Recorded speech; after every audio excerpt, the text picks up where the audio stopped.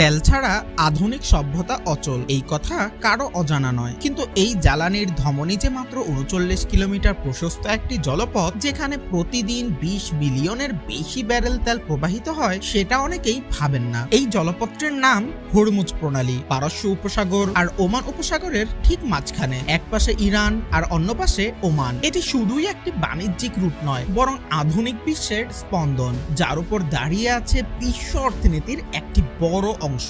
ইতিহাস বলে শতাব্দীর পর শতাব্দী ধরে এই প্রণালী ছিল আগ্রাসন, দখল, প্রতিরোধ আর প্রতিপত্তির কৌশলগত কেন্দ্রবিন্দু। ১৯৮০-র দশকে ইরান ইরাক যুদ্ধ কিংবা সাম্প্রতিক ট্যাঙ্কার হামলা, সবসময় এই অঞ্চল উত্তপ্ত থেকেছে, যুদ্ধের কিনারায় দাঁড়িয়ে থেকেছে। সম্প্রতি ১৪ই জুন ইরানের পার্লামেন্ট সদস্য ইসমাইল কোশারি ঘোষণা দিলেন, আমরা চাইলে হরমুজ প্রণালী বন্ধ করে দিতে পারি। এই কথাটি কেবল রাজনৈতিক হুমকি নয়, বরং দুনিয়ার শক্তিধরদের